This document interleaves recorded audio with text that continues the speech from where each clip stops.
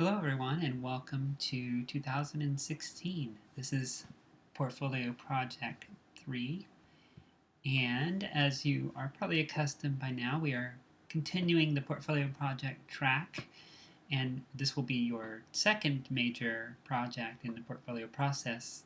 So we're going to continue to build on the portfolio subject that you selected back in Portfolio Project 1. So then in Portfolio 2, you created this style guide.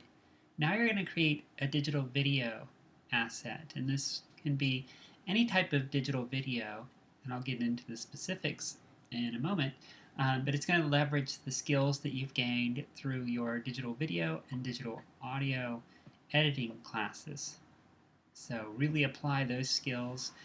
So now that you've kind of taken the time to go through the class and really been involved in just gaining the skills, now you have some freedoms. You don't have to worry about learning those skills. Now you can just start applying them. That's the idea, and do something a little more creative, a little more impressive. And of course, that's the goal, is to have something to show. It should be a showpiece for your portfolio. This class is going to be a little bit different because we do have two projects this month. One is much smaller in scope, and that is a graphic design project. And that's going to be creating the logo for your portfolio subject. Now, some of your subjects might already have a logo, and that's okay if they do. You're still going to create a new logo for them. This is strictly an academic exercise, so you're just demonstrating your graphic design expertise, and so it'll be a little bit of a rebranding if they already have a logo that's in use. And the criteria for that logo design should be essentially the same criteria you would expect in any of your class projects. It needs to be your own original work. Cannot include copyrighted materials. So if you're using any kind of elements that you're not creating yourself, they need to be copyright and royalty-free graphics, photos, typefaces, and so on.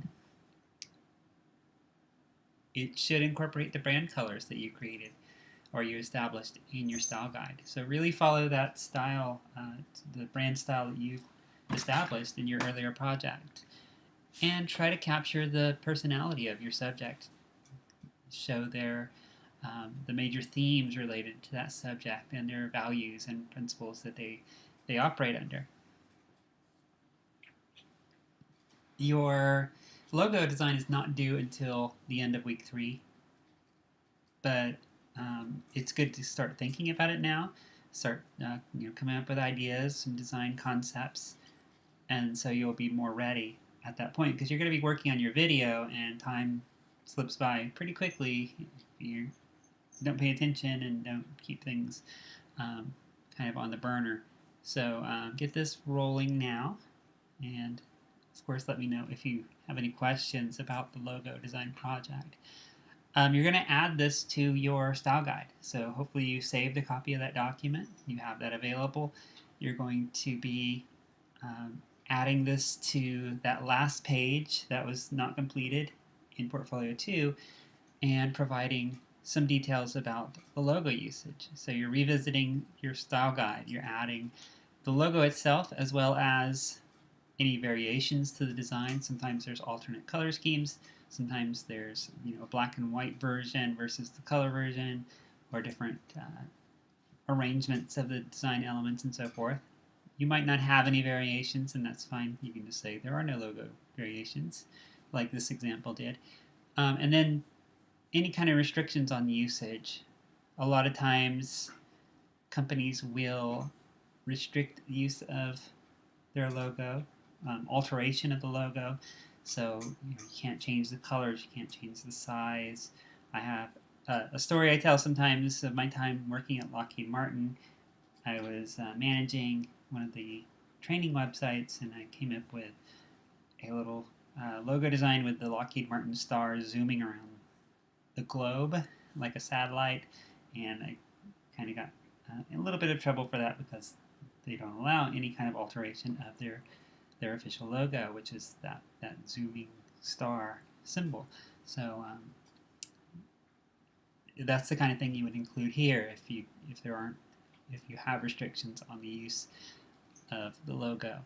Just kind of note that in this section of the style guide.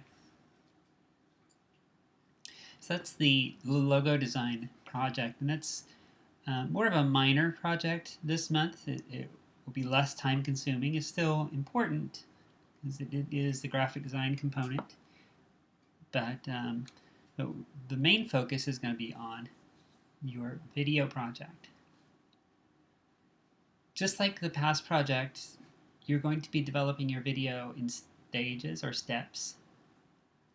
So the first step is simply coming up with a concept, an idea. What are you going to do for your video? The content of your video is up to you. It really depends on where your interests lie, what the needs of your subject are, and what your own capabilities are.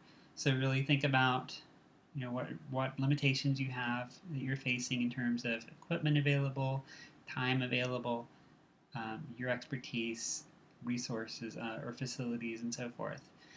Some common types of videos that I see are promotional videos, like a commercial. This is probably the most common, and that's perfectly fine.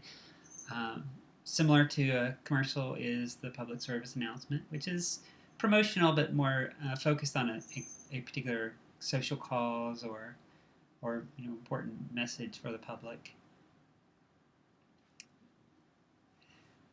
Building on those ideas is viral marketing and transmedia. So taking this in another step, making it something that could go viral. The clever videos you see that people want to share on social media, or even videos that tie into some kind of transmedia story in some way, that are part of something bigger. If you have interest in the world of journalism, you could also create a news report or other kind of journalistic piece, including a documentary film. I've seen a few short documentaries, but this is really underexplored as far as the portfolio projects go. I've seen a few attempts at music videos. That one's a real challenge, though, so be careful. If your subject is a musician, that might work well, but make sure that you have the tricky part of that is the copyright concerns with the music. So unless you have access to the artist and can get their permission, that's a little bit of a stumbling block. Or short films, drama, comedy, suspense. It could even be a movie trailer. I've seen that done. In fact, one of the examples I'm going to show in a moment is a movie trailer. And any other ideas you can come up with.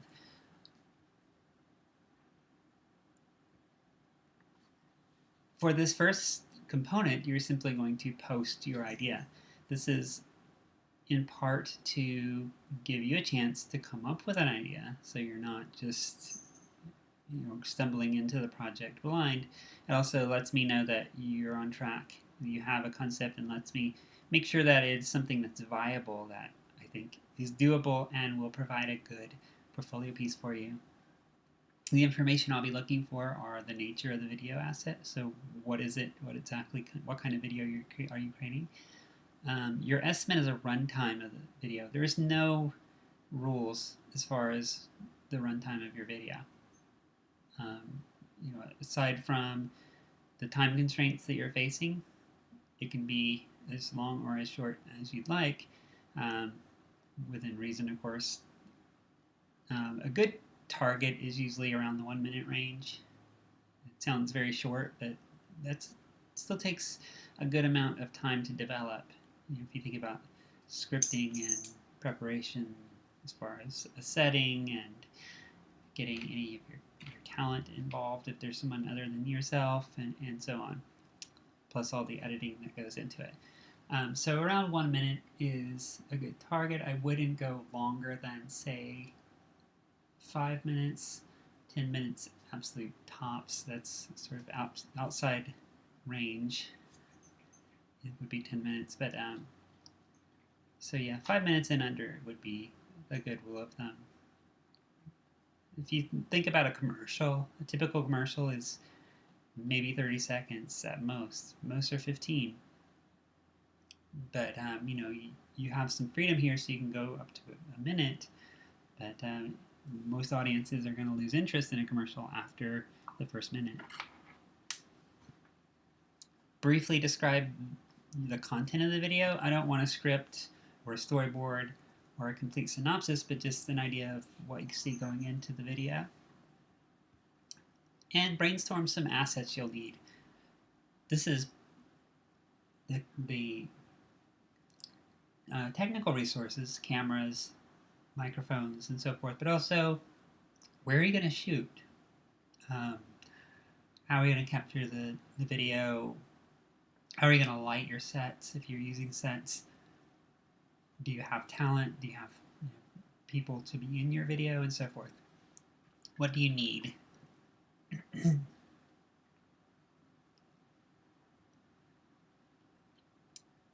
Okay, and since this is the only go-to session we have this month, I also like to go ahead and go through some video recording tips, just a few things, do's and don'ts that I have encountered through the previous months. I just want to kind of call out now at this early stage so that you don't fall into some of these pitfalls. First and foremost, no vertical video. Since you're probably going to be shooting with the camera on your smartphone, turn that smartphone sideways, capture the video horizontally, and that is in the format that matches the standard aspect ratio for YouTube, but also for just digital video in general. Anytime you see the vertical video, meaning the video that has the big black borders on each side of it, it just looks very amateurish. It looks like somebody's vacation video, and that's not what we're going for. You can get really good, really sharp looking video with your camera, but you have to put some thought into it and make sure you're doing it right. Set and lighting. Think about where you're going to shoot. It could be in your house. It could be outdoors. It could be in a set or in any kind of venue. Things to think about, though, are, is it well lit? For example, this is a screenshot of a past student's video that I've actually deliberately darkened. It actually was much brighter, but this is more what you would want to go for, whereas this is too dark. You can't really see your subject. Also, noise. I've seen cases where there's traffic in the area and the sound of cars passing by drowns out the speaker. That's not going to work. You need to find a place that's going to be quiet and free of environmental noise. And if you are shooting outside, make sure that we can hear you, because a lot of times the camera microphone just won't pick up your voice if you're more than, say, 5 or 10 feet away.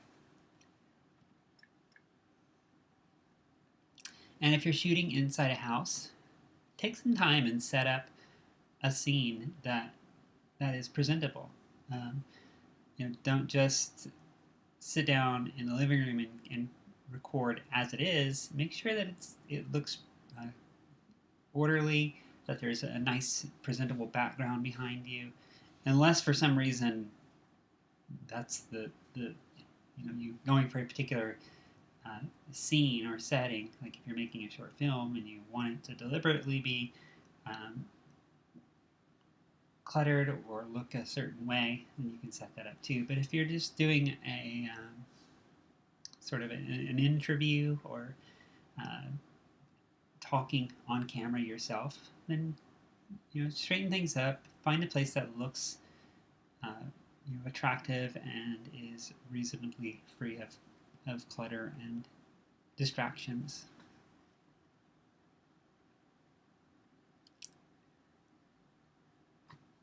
Think about framing. And this is something I've seen done well and I've seen it done very poorly. If you're interviewing someone, or if a person is appearing on screen, make sure that their head is well framed within the camera. I've seen instances where they're completely cut off and you can't even see the speaker um, on the camera. And also, uh, use good framing. Have the speaker, give the speaker room to speak into. So in this case, the long side, and this is a better illustration, give some space to the side that the person is facing, so it looks like they have space to be speaking into. If they are like this example on the right, it gives the impression that he's talking into a wall, even though we know that that's not a solid wall there. It's this sort of a mental impression. So give that lead room for them to speak into. And if you're doing an interview, which I see sometimes, show us the interviewer and the interviewee. Cut back and forth. This can be tricky, and you might be working with a single camera, but you can make it look like you have multiple cameras with one simple trick, and that is to record the interview twice. Record the interviewee's responses to each of the questions, and then go back and take a second shoot of the interviewer just asking the questions. And you can do this after the fact. The interviewee doesn't even have to be there anymore. You're just getting footage of the questions being asked. You're not changing the questions, so it's not being deceptive. And then afterwards, you can edit it together so it looks like you're going from camera 1 to camera 2 between the interviewee and the interviewer. So, and that's something that is done. That is pretty common practice. So those are a few tips. These are just some things that I see often. And what I wanted to do now is to just quickly show a few examples. These are from previous months.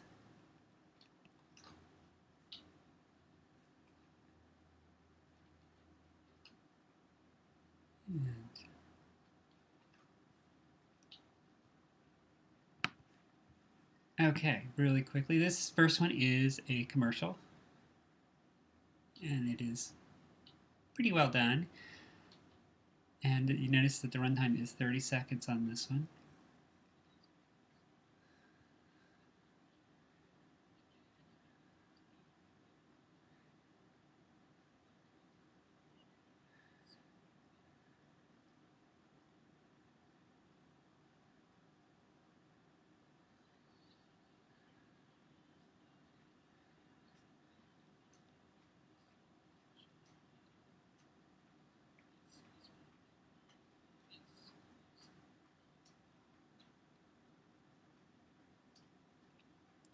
So it's very to the point, not a lot of rambling talk. It just presents the subject and then gives you the identity of the brand, and that's it. So really just very quickly and to the point.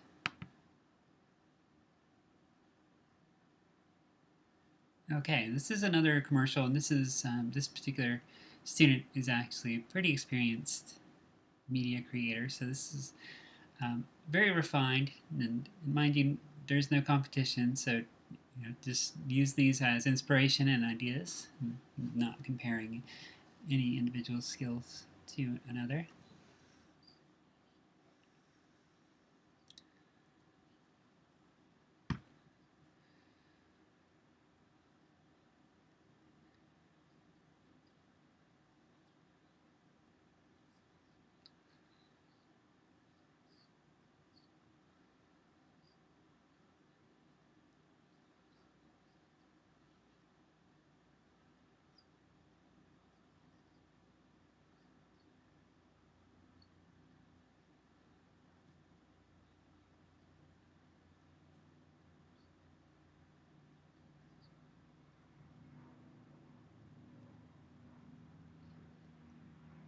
So again, that was 44 seconds, not a long run time, pretty to the point, just gives the information, delivers the message, and ends, very succinctly. Also made very good use of relatively simple graphics. So it's just text on the screen. These are actually the brand colors. Um, no flashy transitions. If the transitions are used, they're simply fades to black. So it just is simple in its construction, but very polished and feels very professional. Again, this one is pretty impressive. This student used stop motion animation, simply one picture at a time, and put it together to create this short PSA.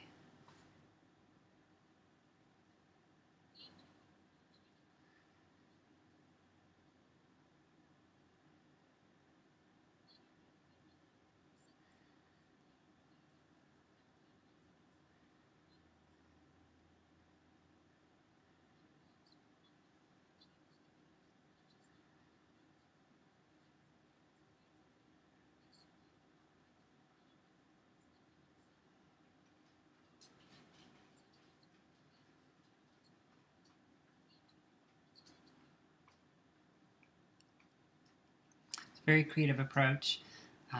Thinking outside the box, you don't have to go with the simple talking head style video.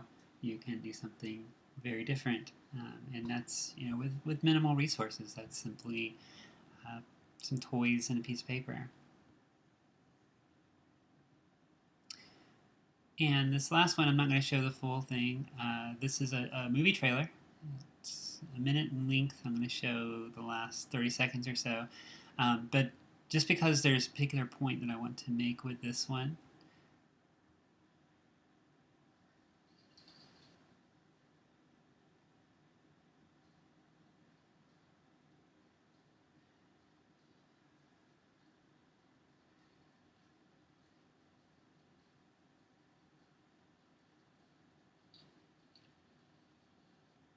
Okay, so just a very short segment of this movie trailer, and this is a horror movie trailer, obviously.